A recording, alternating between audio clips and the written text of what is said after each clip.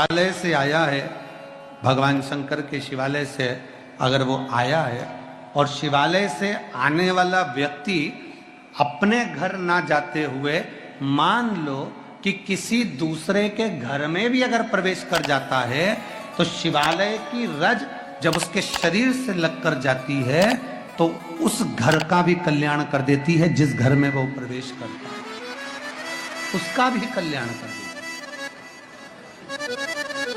स्मरण किया होगा कि शिव महापुराण में पहले वर्णन करा है कि शंकर जी पे चढ़ा हुआ जल लाकर अपने दरवाजे की चौखट पर छींटो। सुना था कि नहीं सुना था? जम के बोलो जरा।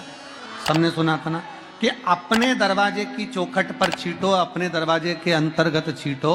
उसका कारण क्या था? उसका केवल एक कारण है कि भगवान शंकर पर चढ़ा हुआ जल अगर थोड़ी सी भी रज लगकर आ गई, भगवान शिव का चढ़ा हुआ जल अगर हमारी चौखट पर दुकान पर आकर अगर छिटक दिया तो कुबेर का भंडार मेरा महादेव भर ही देता। अगर बन सके जीवन में एक बार प्रयास करिएगा। अगर गुरुवार का प्रदोष पड़ जाए, कौन से वार का? गुरुवार का प्रदोष पड़ जाए, बृहस्पतिवार का यदि प्रदोष पड़ जाए तो प्रदोष के दिन प्रदोष काल में, प्रदोष के दिन प्रदोष काल में किसी शिवालय में जाएं, शंकर के मंदिर में जाएं, एक ही दिए के अंदर एक फूल बाती, कैसी बाती है? फूल बाती, और उसी दिए के अंदर एक लंबी बाती, दो बाती। कौन सी बाती हैं? जम के बोलो जरा। एक फूल बाती, एक लंबी बाती, दो बाती। एक ही दिए के अंदर फूल बाती, लंबी बाती दोनों रख लें। थोड़ा सा घृत की बातियां, तेल की बाती नहीं, घी की बाती रखें और दोनों बातियां उसमें रखकर 3 बेलपत्र भगवान शंकर के मंदिर में लेकर जाएं। दिए को भी प्रज्वलित नहीं करना है। पहली बेलपत्र नंदीश्वर की जो ऊपर का भाग होता है जिसको हम शिव तत्व भाग कहते हैं, नंदी के पीठ पर एक भाग होता है जिसको शिव तत्व भाग कहा जाता है, वो नंदी की पीठ पर जो भाग है वहां पर एक बेलपत्र समर्पित करें। दूसरा बेलपत्र आप जो माता पार्वती जी का, जैसे ये शिवलिंग है और ये गोल भाग है, ये माता पार्वती जी का हस्तकमल है, तो माता पार्वती जी का जो हस्तकमल है, इस हस्तकमल पर कहीं पर भी एक बेलपत्र आप समर्पित कर दें। और तीसरे नंबर की जो बेलपत्र है वो भगवान शंकर पर समर्पित कर दें। जो दिया आप लेकर गए हो मंदिर में, उसी दिए को नंदी और महादेव इन दोनों को दर्शन कराते हुए अगर मंदिर के अंदर लगाने दें दिया तो ठीक है, ना लगाने दें तो दीप को बीच में बस स्पर्श कराकर भले बाहर जाकर लगा दो, पर प्रयास करो वो दीप, वैसे तो बीच में नंदी और शिव के मध्य में वो दिया स्पर्श होना चाहिए। जैसे ये नंदी है और ये शिव है तो इसके मध्य में दीप स्पर्श कर ले, भले उसको जलाने ना दे पर स्पर्श मात्र कर कर अगर आपने एकांत में कहीं पर भी ले जाकर लगा दिया, उस दीप को जला दिया, तो गया हुआ कितना भी करोड़ रुपया हो वो धीरे धीरे कर कर गया हुआ धन हमारा वापस आता ही है। कोई खाकर भी बैठ गया तो देगा जरूर, वो धन आएगा जरूर, कैसे भी आएगा पर अपनी संपदा वापस। शिव तत्व की प्राप्ति है, भगवान शंकर की प्राप्ति। सबका किया है मेरा भी उद्धार कीजिए, उद्धार कीजिए। है त्रिपुंडधारी है त्रिशूल। आप दिल से जब बाबा से कहेंगे, अपने मन से जब भगवान को प्रार्थना करेंगे, अपने हृदय से जब शिव को पुकारेंगे, क्यों ना मिलेगा? गया हुआ धन केवल चौखट पर स्पर्श मात्र करा था पारो के पुत्र ने, और स्पर्श मात्र करने से उसका पूरा, घर से लड़कर नहीं, झगड़कर नहीं, क्लेश कर नहीं। अगर घर में लड़ाई भी हो गई ना, झगड़ा हो गया तो थोड़ा रुक जाओ, अब थोड़ी देर से जाऊंगी, पर मुख उतार कर झगड़ा करके लोटा लेके भाग के शंकर के मंदिर नहीं जाऊंगी। चाय रख दी चूल्हा पे, इतनी देर में चाय तपेगी जब तक मैं लोटा जल चढ़ा के आती हूं। शंकर भगवान टेंशन में हो गए, चाय देखूं कि तुझे देखूं। शिव जी टेंशन। तू तो चाय रखकर चली गई, किसके भरोसे? चाय रखकर किसके भरोसे गई? अरे भाई, शिव महापुराण की कथा कहती है, जितनी देर हम भगवान के मंदिर में रहते हैं, जितनी देर हम परमात्मा की शरणागति में रहते हैं, उतनी देर परमात्मा को तुम्हारे घर की चौकीदारी करना पड़ती है।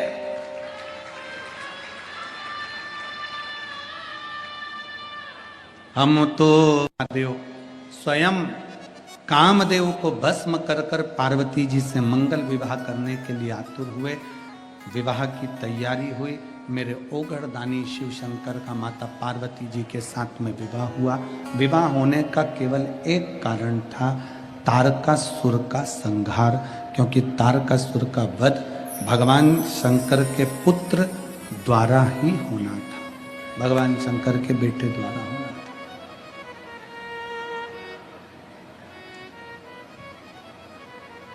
तारकासुर का संहार, तारकासुर को मारने के लिए भगवान शिव का विवाह करना बहुत जरूरी है।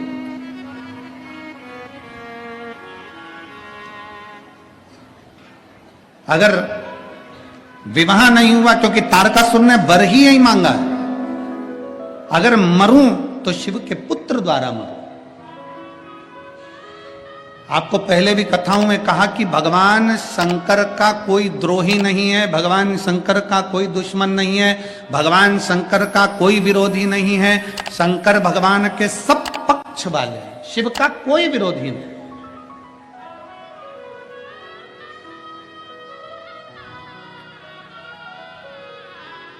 भगवान शिव का कोई द्रोही नहीं है, भगवान शंकर के सब पक्ष वाले। लंकाधिपति रावण स्वयं असुर है, ब्राह्मण कुल में जन्म लेने के बाद भी वृत्ति उसकी बेकार थी, परंतु वो शिव का पूजन करता है, भगवान शंकर की आराधना करता है। कंस स्वयं शिव की आराधना करता है। जितने असुर हैं, देवताएं, गंधर्व हैं, नाग हैं, किन्नर हैं, जितने भी हैं, सब शंकर की आराधना में लगे। क्यों? क्योंकि सबसे सरल देव एक ही है, वो देव अधिदेव महादेव। इससे सुंदर सरल देव कोई नहीं हो सकता। एक लोटा जल, सारी समस्या का हल। अब आप शंकर भगवान को पूजन में क्या लेकर जाएं? कोई कहे चंदन ले जाओ, कोई के अगर ले जाओ, कोई के कपूर ले जाओ, कोई के तगर ले जाओ, कोई के ये ले जाओ, कोई के वो ले जाओ। भगवान से प्रार्थना करना, बाबा तूने मुझे जो दिया है मैं तुझे समर्पित करने के लिए आ रही हूँ। तूने मुझे जल दिया है, मैं एक लोटा जल भरकर तुझे समर्पित करने के लिए आ रही हूँ। और बाबा मेरे पास बस यही है जो मैं तुझे दे सकती हूँ, क्योंकि वही जल हमारा बदलेगा कल। ये निश्चित है कि मैं शिव को जल चढ़ाऊंगी तो मेरा कल बदलेगा। जाया करो अपने नजदीक के शिवालय में, अपने नजदीक के शिव मंदिर में, अपने पास के शंकर के मंदिर में प्रतिदिन जाओ। एक नियम बनाओ कि मेरे घर के नजदीक में, मेरे घर का एक एक व्यक्ति, घर में बुजुर्ग माता है उनसे कहो शिवालय जाओ, घर में बच्चे हैं स्कूल जाने से पहले शिवालय जाओ, घर में बड़े हैं उनसे कहो शिवालय जाओ। क्यों? क्या गुरुजी हम अकेले अगर शंकर जी को जल चढ़ाएंगे तो क्या हमारे पूरे परिवार वालों को नहीं मिलेगा? मिल जाएगा, पर अपने कर्म गति का भोग अपने को भोगना है। कलकत्ता में कहा था, सिर आपका दुखा है, दवाई आपको खाना है। इसमें अगर तुम्हारा सिर दुखे और तुम सियोर वाले महाराज को दवाई खिलाओ तो सियोर वाले महाराज क्यों खाएगा भैया? क्योंकि दवाई खा के मैं क्या करूंगा? मेरा थोड़ी ना सिर दुख रहा है, सिर तुम्हारा दुख रहा है, पेट तुम्हारा दुख रहा है, पड़ोसन को दवाई खिला रहे हो। ऐसा काम नहीं। अगर दुख आया है, परिवार में तकलीफ आई है, परिवार में कष्ट आया है, कई माताएं कहती गुरुजी ऐसा ऐसा हो गया। हाँ, जब बहुत ज्यादा अवस्था गड़बड़ होती है तब शंकर के मंदिर में कोई भी जाएगा, शिव से प्रार्थना करेगा, बाबा स्वीकार करेगा। एक पत्र है,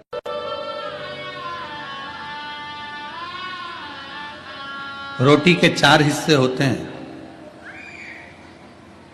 सबसे पहले नंबर की रोटी किसकी बनती है? जम के बोलो जरा, जम के, गाय।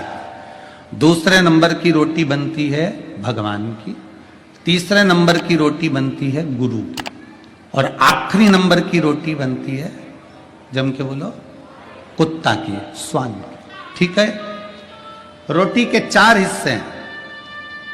पहले नंबर की रोटी आज के समय में गौ माता के मुख में नहीं जाती। क्यों? क्योंकि बड़े बड़े शहरों में गाय नहीं मिलती, बड़ी बड़ी सिटियों में गौ माता मिलती नहीं है, टाइम इतना है नहीं कि एक भी रोटी एक्स्ट्रा रखी जाए, उतनी बनाई जाए जितनी खाई जाए। तो सबसे पहली रोटी पति कहता है कि जल्दी से मुझे रोटी दे, मुझे ऑफिस जाना है। सबसे पहली रोटी बनती है और वो पति के मुख में जाती है। गाय के हिस्से की खा गया, इसलिए गाय जैसा हो गया बेचारा,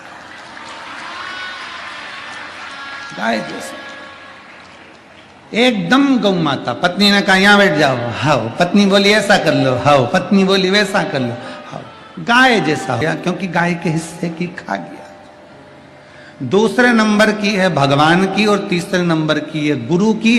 बच्चे ने कहा मम्मी टिफिन दे, मेरे को स्कूल जाना है। माँ ने जो दूसरी तीसरी रोटी थी गुरु के हिस्से वाली, वो टिफिन में रख दी। इतना इतना सा बच्चा ने वो गुरु के हिस्से की रोटी खा ली, जितना तो घर का बुढ़ा नहीं बोले, औलाद इतनी बोले गुरु जैसा ज्ञान देती, क्योंकि गुरु के हिस्से की खा गए महाराज, गुरु के हिस्से। अब रोटी खाने के लिए सब माताएं बैठी और रोटी पड़ गई कम, तो इन्होंने सोचा आखिरी की बची है, आखिरी डबल से कौन बनाए। तो वो कुत्ता के हिस्से की पड़ी थी और वो कुत्ता के हिस्से की खा गई। तो दो एक साथ कहीं नहीं रह पाती, दे भोग दे भोग दे भोग दे भोग, इतना भिड़े इतना भिड़े इतना भिड़े कि एक दूसरे को सुआ ही नहीं, क्योंकि खा गई कुत्ता के हिस्से की, जो कुत्ता को डल रहा था। जैसे कुत्ता को देखकर कुत्ता नहीं सुआता, उसी तरह कुत्ते के हिस्से की रोटी खाने वाला आपस में एक दूसरे को नहीं सुहाता। जितने किचन में होते हैं, रसोई घर में होते हैं, शब्द सुनकर भगवान शंकर के, जिन्होंने शंकर भगवान के मुख से कथा सुनी हो, तोते के बच्चे के रूप में अंडे में से बाहर निकलकर कथा जो सुने हो, वो तोते के बच्चा सुखदेव के रूप में जो प्रगटा हो, जिसने शिव जी के मुख से कथा सुनी हो, फिर उसको दूसरी कथा का स्मरण नहीं होता। जो एक बार भगवान शंकर की कथा में डूब जाता है ना, तो टीवी पर भी वो रिमोट लेकर वो शिव पुराण ही ढूंढता रहता है कि कब मिले की कथा सुन। कह दिया सुखदेव जी महाराज ने राजा परीक्षित से, परीक्षित सुन, तुझे 7 दिन मिले, 7वें दिन तक्षक नाग डसेगा। सारे महाराजों ने तुझसे कह दिया कि कथा हम तुझसे यज्ञ करवाएं, अनुष्ठान करवाएं, ये करवाएं वो करवाएं, पर मैं सुखदेव तुझसे कहता हूं, ये मत सोचना कि मैं तेरे प्राण बचा लूंगा। मरेगा तो तू पक्का, निश्चित है कि तुझे मरना है, पर इतना जरूर है कि मरते समय तुझे संसार का भान नहीं होगा, परमात्मा का भान होगा अगर मैं कथा सुना दूंगा। शिव महापुराण की कथा करती क्या है? शिव महापुराण की कथा बस यही करती है कि तुम्हारे दुख को शिव महापुराण की कथा काट नहीं सकती, तुम्हारी तकलीफ को नहीं काटेगी, तुम्हारे कष्ट को नहीं काटेगी। शिव महापुराण की कथा क्या करेगी? तुम्हें अंदर एक बल उत्पन्न करेगी। सामने अगर तुम्हारे दुख आ भी गया तो तुम्हें वो बल रहेगा कि उस दुख को तुम कैसे समाप्त कर सकते हो, कि शिव पुराण की कथा बता देगी। इसलिए सारी समस्या का हल एक लोटा जल, ये शिव महापुराण की कथा सारी समस्या का हल। एक लोटा जल शिव महापुराण की कथा ये दे देती। आपके जीवन में जो तकलीफ है, आपके जीवन में जो दुख है, आपके जीवन में कष्ट है, आपके जीवन में जो तकलीफ है, आपके जीवन में जो कष्ट है, आपके जीवन में जो दुख है, आपके जीवन में जो कष्ट तकलीफ दुख है, वो आपके जीवन का दुख तकलीफ कष्ट केवल आपके एक लोटा जल से मिट सकता है। आपके भीतर का भाव आप प्रकट करिए, शिव तत्व को अपने भीतर प्रकट करिए, अपने भीतर शिव तत्व को प्रकट करिए।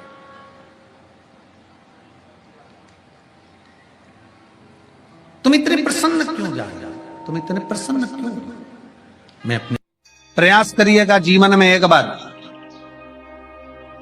बन सके, अगर बन सके जीवन में एक बार प्रयास करिएगा। अगर गुरुवार का प्रदोष पड़ जाए, कौन से वार का? गुरुवार का प्रदोष पड़ जाए, बृहस्पतिवार का यदि प्रदोष पड़ जाए, तो प्रदोष के दिन प्रदोष काल में, प्रदोष के दिन प्रदोष काल में किसी शिवालय में जाएं, शंकर के मंदिर में जाएं, एक ही दिए के अंदर एक फूल बाती, कैसी बाती है? फूल बाती, और उसी दिए के अंदर एक लंबी बाती, दो बातें। कौन सी बातें हैं, जम के बोलो जरा। एक फूल बाती, एक लंबी बाती, दो बाती। एक ही दिए के अंदर फूल बाती, लंबी बाती दोनों रख लें। थोड़ा सा घृत की बातियां, तेल की बाती नहीं, घी की बाती रखें और दोनों बातियां उसमें रखकर 3 बेलपत्र भगवान शंकर के मंदिर में लेकर जाएं। दिए को भी प्रज्वलित नहीं करना है। पहली बेलपत्र नंदीश्वर की जो ऊपर का भाग होता है, जिसको हम शिव तत्व भाग कहते हैं, नंदी के पीठ पर एक भाग होता है जिसको शिव तत्व भाग कहा जाता है, वो नंदी की पीठ पर जो भाग है वहां पर एक बेलपत्र समर्पित कर। दूसरा बेलपत्र आप जो माता पार्वती जी का, जैसे ये शिवलिंग है और ये गोल भाग है, ये माता पार्वती जी का हस्तकमल है, तो माता पार्वती जी का जो हस्तकमल है, इस हस्तकमल पर कहीं पर भी एक बेलपत्र आप समर्पित कर दें। और तीसरे नंबर की जो बेलपत्र है वो भगवान शंकर पर समर्पित कर दें। जो दिया आप लेकर गए हो मंदिर में, उसी दिए को नंदी और महादेव इन दोनों को दर्शन कराते हुए अगर मंदिर के अंदर लगाने दें दिया तो ठीक है, ना लगाने दें तो दीप को बीच में बस स्पर्श कराकर भले बाहर जाकर लगा दो, पर प्रयास करो वो दीप, वैसे तो बीच में नंदी और शिव के मध्य में वो दिया स्पर्श होना चाहिए। जैसे ये नंदी है और ये शिव है, तो इसके मध्य में दीप स्पर्श कर ले, भले उसको जलाने ना दें, पर स्पर्श मात्र कर कर अगर आपने एकांत में कहीं पर भी ले जाकर लगा दिया, उस दीप को जला दिया, तो गया हुआ कितना भी करोड़ रुपया हो, वो धीरे धीरे कर कर गया हुआ धन हमारा वापस आता ही। कोई खाकर भी बैठ गया तो देगा जरूर, वो धन आएगा जरूर, कैसे भी आएगा, पर अपनी संपदा वापस। कल भी कथा में कहा था कि मंदिर नहीं जा सकते तो उसकी चौखट का दर्शन करो। उसके दरवाजे के द्वारपाल वीरभद्र मणिभद्र और उसके चौखट पर बैठी है भाग्य देवी।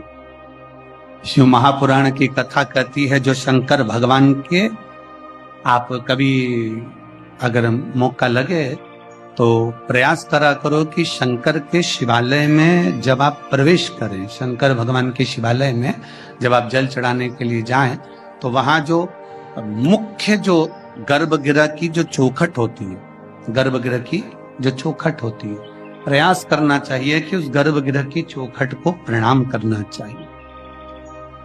और प्रयास ये भी करो कि गर्भगृह की जो चौखट होती है उस पर लात न रखते हुए आप उस चौखट को लांघने का प्रयास करा करो। चौखट को लांघ, गर्भगृह की चौखट को प्रणाम।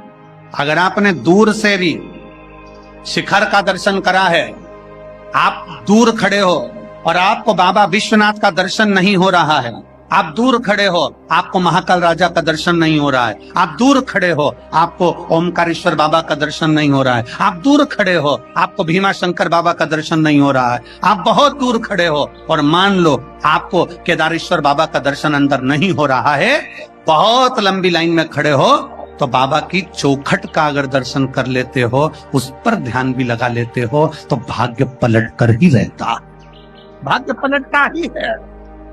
स्मरण किया होगा कि ये शिव महापुराण में पहले वर्णन करा है कि शंकर जी पे चढ़ा हुआ जल लाकर अपने दरवाजे की चौखट पर छींटो। सुना था कि नहीं सुना था? जम के बोलो जरा, सबने सुना था ना कि अपने दरवाजे की चौखट पर छींटो, अपने दरवाजे के अंतर्गत छींटो। उसका कारण क्या था? उसका केवल एक कारण है कि भगवान शंकर पर चढ़ा हुआ जल अगर थोड़ी सी भी रज लगकर आ गई, भगवान शिव का चढ़ा हुआ जल अगर हमारी चौखट पर, दुकान पर आकर अगर छिटक दिया, तो कुबेर का भंडार मेरा महादेव भर ही दे। शंकर भगवान तुझे ना हार देंगे ना अंगूठी देंगे, पर शंकर भगवान तेरी किस्मत पलट देंगे।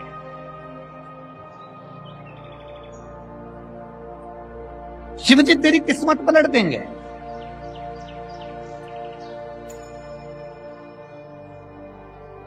देवता भाग्य लिखते हैं और महादेव भाग्य पलट देते। देवता भाग्य लिखते हैं तुम्हारी किस्मत में लिख दिया कि तुम्हें ये तकलीफ है, तुम्हारी किस्मत में लिख दिया ये दुख है, तुम्हारी किस्मत में लिख दिया ये बीमारी है, तुम्हारी किस्मत में लिख दिया ये कष्ट है, तुम्हारी किस्मत में लिख दिया तुझे ऐसा करना है, ये तुम्हारा भाग्य लिखा, वो देवताओं ने लिख दिया, विधाता ने लिख दिया। पर विधाता का लिखा भी कोई पलट सकता है। मार्कंडेय भगवान को उम्र थोड़ी सी मिली थी, पर शिव की आराधना करने से उम्र बढ़ गई।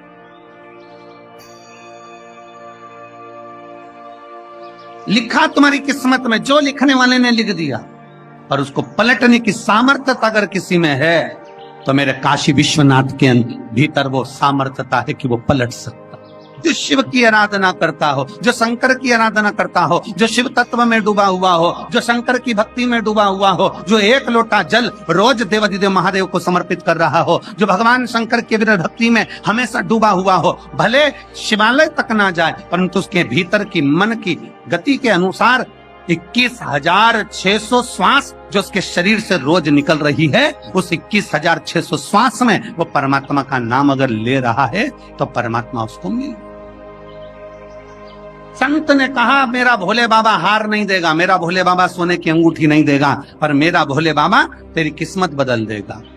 कौन कहता है कि कुछ नहीं? शिव नाम, राम नाम, कृष्ण नाम, भगवान का नाम जाप, ये मूल है। अपन बोलते हैं ना माला माल, बोलो जम के बोलो जरा एक बार, जम के बोलो, जम के, माला माल। अपन बोलते हैं माला माल। माला माल बनने में जब आप लिखोगे तो माला माल लिखोगे तो इसमें पहला शब्द क्या आया? जम के बोलो, माला। फिर क्या आया? माल। इसमें माल पहले तो नहीं आया ना, पहले क्या आया है? माला, फिर माल। अर्थात शिव पुराण कथा कहती है जिसने भगवान की माला जपना प्रारंभ कर दी, एक दिन वो माला माल बन ही जाए। माला पहले है, माल बाद में है। पहले जपना है, भजना है, उसको पुकार ले।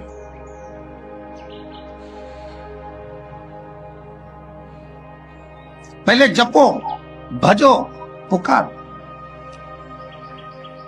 और जब मुझसे भजेंगे क्यों ना आए, क्यों ना पहुंचे।